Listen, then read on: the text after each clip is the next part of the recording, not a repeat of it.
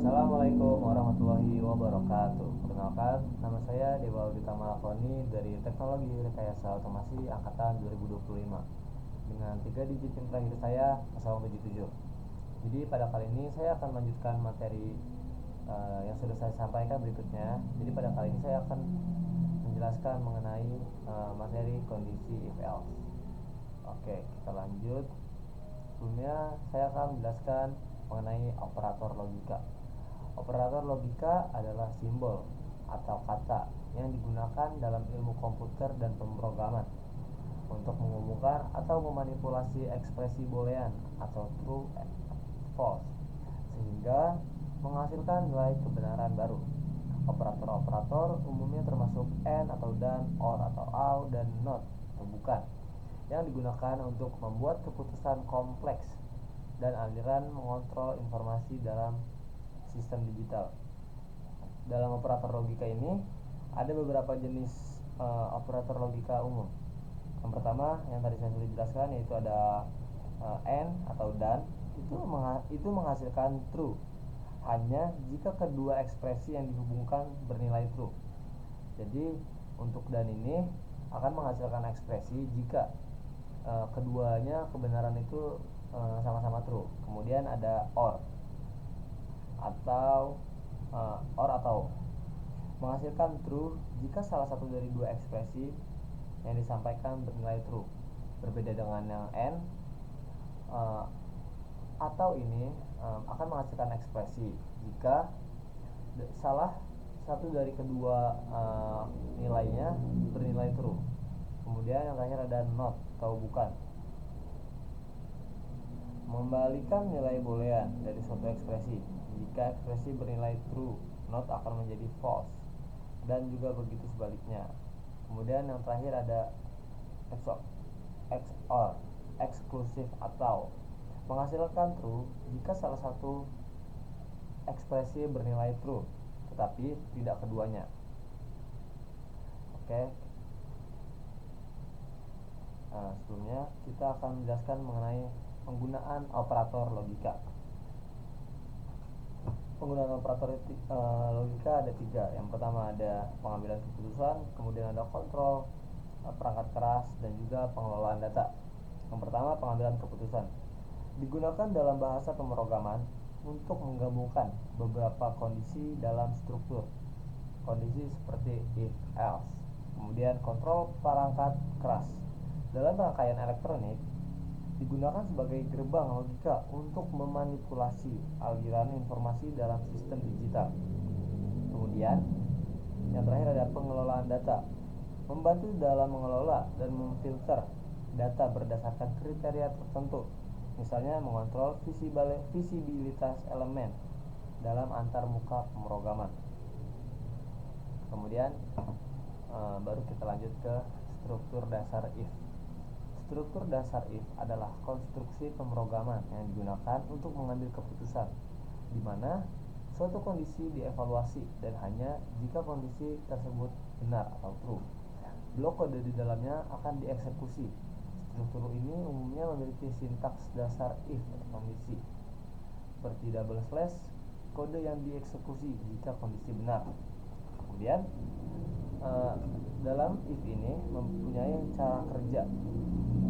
Di sini saya akan menjelaskan mengenai cara kerja struktur if. Yang pertama ada evaluasi kondisi, penentuan nilai, dan yang ketiga ada eksekusi pernyataan. Saya akan menjelaskan mengenai evaluasi kondisi, yaitu program akan memeriksa kondisi yang diberikan di dalam tanda kurung. Kemudian yang kedua ada penentuan nilai. Kondisi ini akan menghasilkan nilai true atau benar, atau false, salah. Kemudian yang terakhir ada eksekusi pernyataan. Jika kondisi bernilai true, kode yang berada di dalam blok akan dijalankan, itu jika true. Kemudian ada jika kondisi layak false, blok kode di dalamnya akan dilewati dan program akan melanjutkan ke baris setelah blok if. Dalam struktur if ini mempunyai tujuan. Yang pertama ada mengatur alur program, yang kedua ada pengambilan keputusan. Mengatur alur program menentukan apakah suatu perintah bisa dijalankan atau tidak berdasarkan suatu kondisi tertentu. Kemudian mengambil keputusan. If digunakan untuk memutuskan tindakan mana yang akan diambil dalam sebuah program berdasarkan evaluasi suatu kondisi. Oke, kita lanjut. Struktur if else. Struktur if else adalah sebuah struktur kontrol dalam pemrograman yang digunakan untuk mengambil keputusan. Struktur ini mengeksekusi satu blok kode jika suatu kondisi terpenuhi atau true, dan mengeksekusi blok alternatif di dalam else jika kondisi tersebut tidak terpenuhi atau false. Sintaks dasar umumnya meliputi kata kunci if, sebuah kondisi, dan blok kode yang akan dieksekusi. Lantas bagaimana cara kerja if else? Cara kerja if else terbagi menjadi 4. Yang pertama ada evaluasi kondisi, eksekusi jika benar, eksekusi jika salah, dan yang keempat ada lanjut setelah blok. Saya akan menjelaskan yang cara kerja yang pertama, yaitu evaluasi kondisi. Pertama, kondisi yang ada di dalamnya pernyataan if dievaluasi. Kemudian yang kedua ada eksekusi jika benar. Jika kondisi tersebut bernilai benar atau true, maka blok kode di dalam if akan dieksekusi. Kemudian yang ketiga ada eksekusi jika salah. Jika kondisi tersebut bernilai salah atau false, maka blok kode di dalamnya maka kode blok di dalam else akan dieksekusi. Kemudian ada yang keempat, lanjut setelah blok. Setelah salah satu blok if atau else dieksekusi, program akan melanjutkan ke baris kode selanjutnya setelah seluruh struktur if else. Kemudian ada komponen struktur if else. Ada 5. Yang pertama ada if, kondisi, blok kode if, else, dan yang terakhir ada blok kode else. Yang pertama ada if. If adalah kata kunci yang mengawali pemeriksaan kondisi. Kemudian yang kedua ada kondisi, yaitu ekspresi yang dievaluasi. Jika bernilai benar, blok kode if akan dieksekusi. Blok kode if adalah kumpulan perintah yang akan dijalankan jika kondisi if benar. Kemudian ada else, kata kunci yang menandai blok kode alternatif. Yang terakhir ada blok kode else, kumpulan perintah yang akan dijalankan jika kondisi if salah. Kemudian selanjutnya saya akan menjelaskan mengenai boolean. Boolean adalah konsep dalam pemrograman, merujuk pada tipe data yang hanya memiliki 2 nilai mungkin, yaitu true atau benar dan false atau salah. Boolean digunakan untuk mengendalikan flow dan keputusan dalam program. Kemudian ada boolean berfungsi dalam pernyataan kondisi kondisional dan operasi logika. Lanjut. Boolean sendiri memiliki beberapa fungsi. Yang pertama ada pengambilan keputusan. Boolean dipakai untuk membuat keputusan dalam program. Kemudian ada operasi logika. Boolean memungkinkan operasi logika seperti and, or, dan not. Operasi ini digunakan untuk menggabungkan atau memodifikasi beberapa kondisi boolean. Kemudian yang ketiga ada pengujian kondisi. Dalam pemrograman, programmer seringkali perlu menguji apakah suatu kondisi ini terpenuhi atau tidak. Kemudian yang keempat ada pengendalian program flow. Boolean dimanfaatkan untuk mengontrol program flow seperti dalam loop atau iterasi. Kondisi boolean untuk menentukan kapan loop harus berhenti. Dan yang terakhir ada representasi status. Boolean sering digunakan untuk mempresentasikan status on atau off, ya atau tidak. Dan yang terakhir ada aktif dan tidak aktif. Kemudian kita lanjut ke kondisional. Kondisional adalah pernyataan yang memungkinkan program memilih jalur eksekusi berdasarkan suatu kondisi. Nah, ini contohnya kondisional. Seperti yang tadi saya jelaskan di sini, memungkinkan program memilih jalur eksekusi berdasarkan suatu kondisi. Jadi di sini ada statementnya, kemudian di sini ada kondisinya. Nah, jadi dalam kondisi ini seperti yang tadi dijelaskan, memilih jalur eksekusi.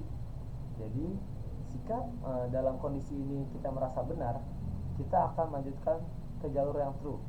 Yang kemudian di bawah true ini ada statement berikutnya. Kemudian Jika dalam kondisi ini kita merasa salah, kita akan memilih jalur false, yaitu alternatifnya jika kita tidak merasa benar atau salah dalam kondisi ini. Seperti yang sebelah sini ada jika dan juga maka. Jika kita memilih yang ini, misal kita sudah memilih di atas, jika bla bla bla, maka saya akan bla bla bla. Ini jika kita memilih ke jalur yang sebelah kanan ini. Namun jika kita tidak merasa dalam suatu statement yang ada di sini, kita bisa melanjutkan ke blok selanjutnya. Oke, lanjut. Selain percabangan, struktur ini juga disebut control flow, decision, struktur kondisi, struktur if, dan sebagainya. Percabangan akan mampu membuat program berpikir dan menentukan tindakan sesuai dengan logika atau kondisi yang kita berikan. Contohnya seperti ini. Pada atas ada blok mulai. Kemudian setelah kita mulai, ada statement total belanja di atas 100. Jadi di sini kita akan bisa kita belanja di atas 100. Kita akan melanjutkan ke jalur ya. Jika kita sudah memilih ya ini, maka selanjutnya kita akan mendapatkan statement ini. Selamat, Anda dapat hadiah. Itu jika kita memilih jalur ya, yaitu kita sudah belanja di atas 100. Setelah mendapatkan statement ini, selanjutnya kita akan melakukan terima kasih sudah berbelanja. Berbeda dengan jika kita tidak berbelanja di atas 100, setelah kita mengklik mulai, kita menentukan statement ini, kita langsung ke blok selanjutnya, itu terima kasih sudah berbelanja. Kita tidak akan melewati selamat, Anda dapat hadiah jika kita tidak belanja di atas 100. Oke, kita lanjut. Selanjutnya ada flowchart atau diagram alur. Diagram yang menampilkan langkah-langkah dan keputusan melakukan sebuah proses dari suatu program. Digambarkan dalam bentuk diagram dan dihubungkan dengan garis atau arah panah. Flowchart berperan penting dalam memutuskan sebuah langkah atau fungsionalitas dalam sebuah proyek pembuatan program yang melibatkan banyak orang sekaligus. Fungsi flowchart memberikan gambaran jalannya sebuah program dari satu proses ke proses lainnya. Kemudian kita ada ke fungsi flowchart. Flowchart sendiri memiliki fungsi utama adalah memberi gambaran sekilas sebuah program dari satu proses ke proses lainnya, sehingga alur program menjadi mudah dipahami oleh semua orang. Selain itu, fungsi lain dari flowchart adalah untuk menjelaskan rangkaian prosedur agar memudahkan pemahaman terhadap informasi tersebut. Kemudian ada simbol flowchart. Di sini ada 1, 2, 3, 4, 5, 6, 7, 8, 9, 10, 11, 12. Di sini ada 12 simbol flowchart. Yang pertama ada flow. Flow sendiri berbentuk tanda panah, ke kanan, ke kiri, ke atas, ke bawah. Simbol yang digunakan untuk menggabungkan antara simbol yang satu dengan simbol yang lainnya. Simbol ini disebut juga dengan connecting line. Kemudian yang kedua ada one page reference yang bersimbol lingkaran. Simbol untuk keluar masuk atau penyambungan proses dalam lembar kerja yang sama. Kemudian yang ketiga ada off page reference. Simbol untuk keluar masuk atau penyambutan proses dalam lembar kerja yang berbeda. Kemudian yang keempat ada terminator. Simbol yang menyatakan awal atau akhir suatu program. Dan yang kelima ada proses yang berbentuk kotak, simbol yang menyatakan suatu proses yang dilakukan oleh komputer. Kemudian ada decision, simbol yang menunjukkan kondisi tertentu yang akan menghasilkan dua kemungkinan jawaban, ya atau tidak, seperti yang tadi.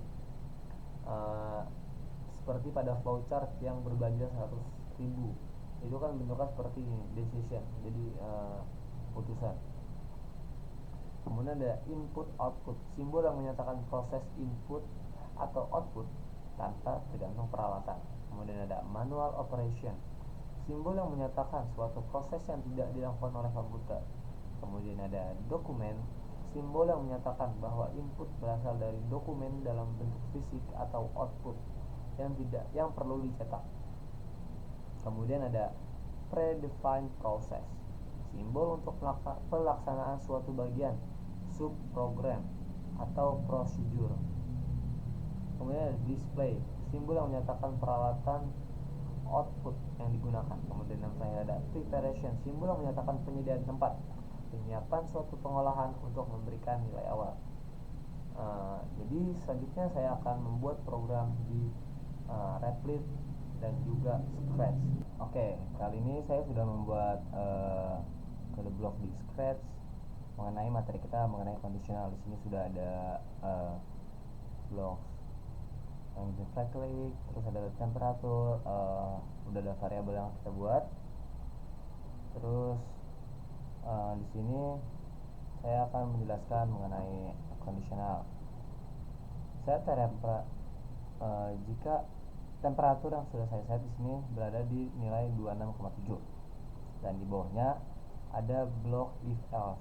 Kemudian di sini juga ada blok if else di dalam blok if else yang pertama.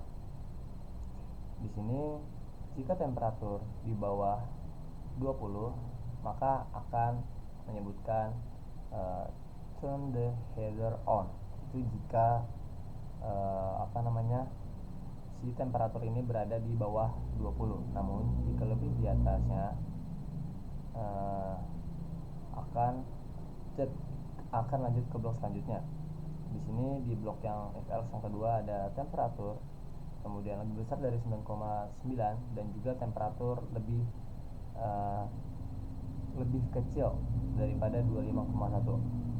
Di sini jika temperatur ada di antara 19,9 ini dan di antara 19,9 dan 25,1 ini, maka si blok akan mengucapkan si blok say oke ini. Itu jika berada di range 19,9 dan juga 25,1. Namun jika lebih dari 25,1, program akan mengeluarkan kalimat turn the cooler on. Jadi karena di sini kita sudah men-set temperaturnya berada di 26,7, maka sudah jelas temperatur yang ada ini tidak lebih besar daripada 19,9, akan tetapi lebih besar tidak lebih kecil daripada 25,1. Maka otomatis ketika kita merunning si program ini, dia akan langsung ke say turn the cooler on karena itu lebih dari 19,9, akan tetapi kurang dari lebih dari 19,9 akan tetapi di bawah 25,1. Jadi langsung saja kita merunning programnya. Jelas ya teman-teman. Di sini si program langsung mengeluarkan kata turn the cooler on karena seperti yang tadi saya bilang, di sini kita sudah men-set temperaturnya di 26,7. Jadi tidak akan mengucapkan blok COK, akan tetapi langsung mengucapkan blok yang kedua. Di sini coba kita ubah menjadi 24,3. Apa yang akan terjadi? Nah, setelah saya ubah menjadi 24,3, yang keluar bukan lagi turn the cooler on, akan tetapi yang muncul adalah oke. Karena apa? Karena variabel temperatur di sini berjumlah di atas 19,9 dan juga di bawah 25,1. Jadi otomatis 24,3 ini true. Kondisinya berada di antara dua variabel, dua bilangan ini. Coba kita ubah lagi ke 30. Nah, setelah kita ubah lagi ke 30, si blok ini kembali memunculkan tanda yang blok kedua ini, turn the cooler on.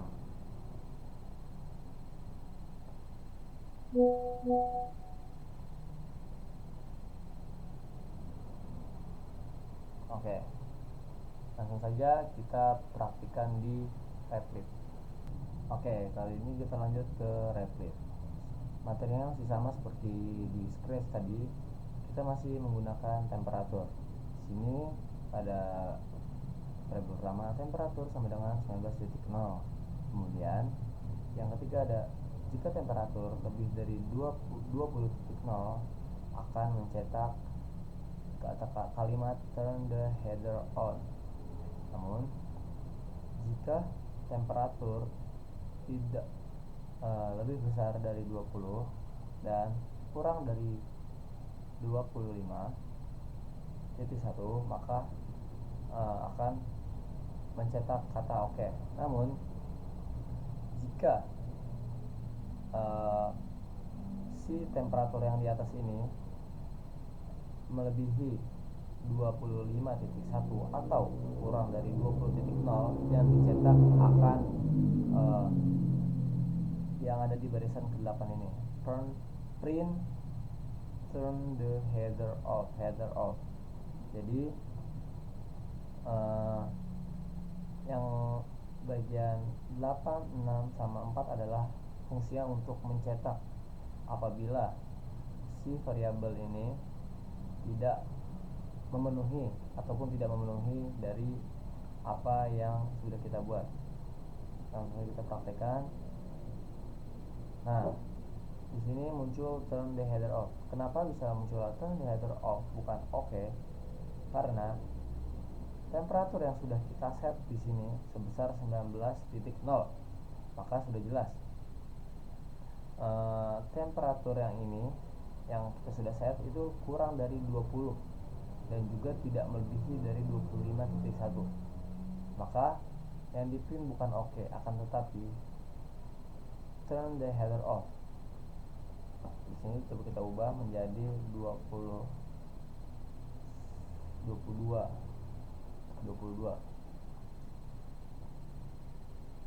Nah, di sini muncullah turn the header on karena lebih dari 22. Coba kita setting di 30.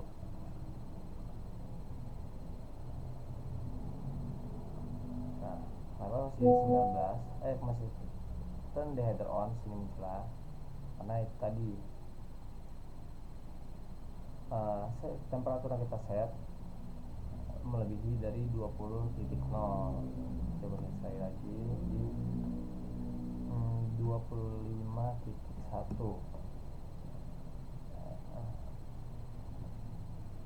Nah, masih kan? Coba kita ubah lagi. Di 18. Tuh, di sini akan muncul turn the header off karena di bawah 20. Lanjut ke project yang berikutnya di Scratch dan Replit. Oke, kali ini kita akan buat project lebih panjang lagi, namun masih sama. Jadi yang pertama ada country input, kemudian di selanjutnya ada pertanyaan where do you want to drive, South Africa, Mexico, India, France. Kemudian ada user age, integer atau input, how old are you. Di sini jadi akan menanyakan nama. Kemudian di sini ada jika negara yang kita pilih ada South Africa, itu minimal mengemudinya itu 17. Maka jika kita menjawab 17 akan mencetak you can drive. Jika tidak akan mencetak you can drive atau kita tidak bisa mengemudi di South Africa. Kemudian di Meksiko 18 baru kita bisa mengemudi jika di bawah jika di Meksiko kita lebih dari 18 baru bisa mengemudi. Jika di atas 16 kita bisa mengemudi tapi dengan jadi dibantu oleh orang tua gitu. Nah, jika di tidak lebih dari 15 kita bisa mengemudi tapi dengan syarat bersama parental supervision, atau kayak ibaratnya tuh ya tempat aja ngemudi gitu, jadi yang ada kita diawasi gitulah. Kemudian ada uh, India. India, jika kita 18 baru bisa mengemudi, jika tidak akan mencetak you can drive. Kemudian ada Prancis, 18 kita baru bisa mengemudi, jika di bawah 18 nah tapi di atas 15 kita bisa mengemudi bersama supervision. Kemudian di bawahnya ada membuat variabel untuk menyimpan input dari user, ada pilihan negara segala macam. Nah, jadi di yang berwarna hijau ini ibaratnya itu pengertian dari semua coding yang kita masukkan. Seperti di South Africa 17 tahun ke atas baru bisa mengemudi, dan di bawah 17 tahun tidak bisa mengemudi. Di Meksiko 18 tahun bisa mengemudi, 16 tahun ke atas bisa mengemudi dengan persetujuan orang tua, 15 tahun ke atas bisa mengemudi dengan pengawasan orang tua. Di bawah 15 tahun tidak bisa mengemudi. Kemudian yang di India ada 18 tahun bisa mengemudi, dan di bawah 18 tahun tidak bisa mengemudi. Di Prancis 18 tahun bisa, 18 tahun ke atas bisa mengemudi, 15 tahun ke atas bisa mengemudi dengan pengawasan, di bawah 15 tahun tidak bisa mengemudi. Kemudian yang terakhir ada, jika menginputkan negara yang tidak ada pilihan, maka akan muncul pesan bahwa data negara yang diinputkan tidak dalam pilihan. Jadi jika kita memilih negara yang tidak ada di sini kayak South Africa, Meksiko, India, France, maka yang akan tercetak adalah data is not available for this country. Nah, jika negara yang kita inputkan nanti kita masukkan ada di sini, maka mereka akan menyesuaikan, sistem ini akan menyesuaikan entah peraturan dari South Africa yang akan keluar, atau dari Meksiko, India, bahkan France. Jadi langsung saja kita running. Nah, where do you want to drive? South Africa, Mexico, India, France. Jadi yang paling pertama keluar adalah yang ada di baris kedua ini. Where do you want to drive? South Africa, Mexico, India, France. Kemudian di sini kita bisa memilih dari 4 negara yang ada di sini. Kita pilih semisal India. Enter. How old are you? Nah, how old are you akan keluar setelah kita menjawab. Jadi setelah kita menginputkan negara yang kita pilih, maka lanjutnya akan keluar yang ada di baris ketiga ini, how old are you. Maka langsung saja kita jawab seperti tadi, yang di India yang baru bisa mengemudi itu di atas 18 tahun. Kita pilih aja 18. Nah, di sini setelah kita menginputkan 18 tahun, langsung akan muncul atau tercetak you can drive, karena di sini sesuai yang ada di sini, di negara India kita baru bisa mengemudi jika umur kita sudah berada di 18 tahun. Coba kita running lagi. Misal kita pilih French.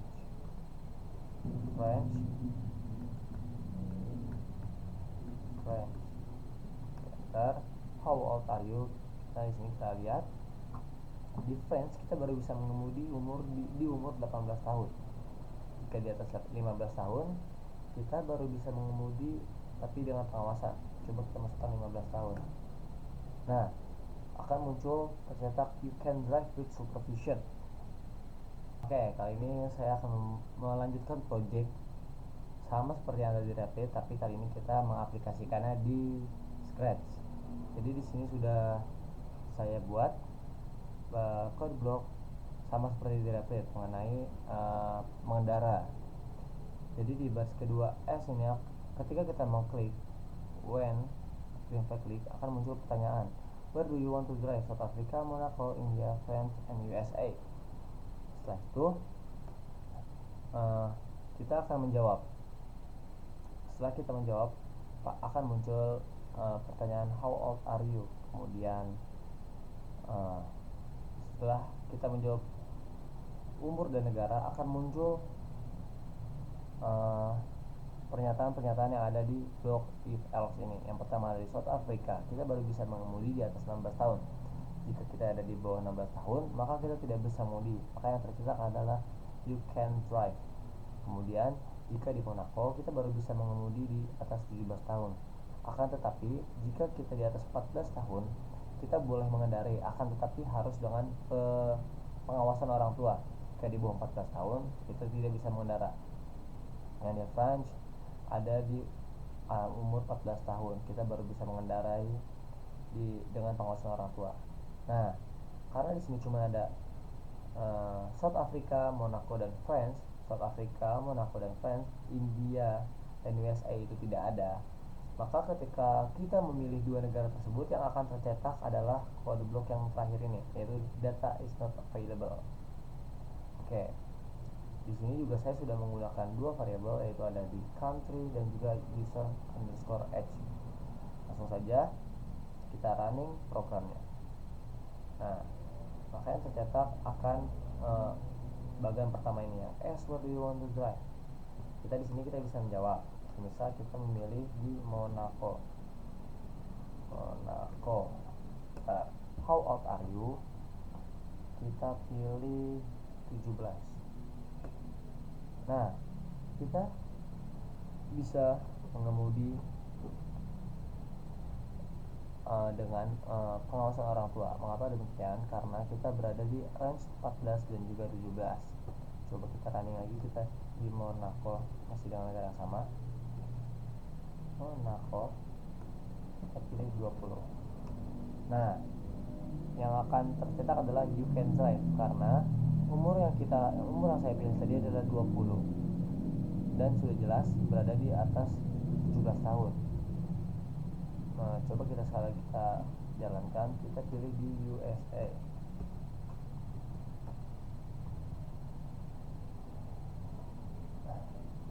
Nah, kita karena memilih USA yang tadi saya sudah jelaskan, karena tidak ada di bagian if else ini, maka yang akan tercetak karena data dari negara USA tidak ada di bagian if else ini, yang akan tercetak adalah bagian yang terakhir ini, data is not available for this country.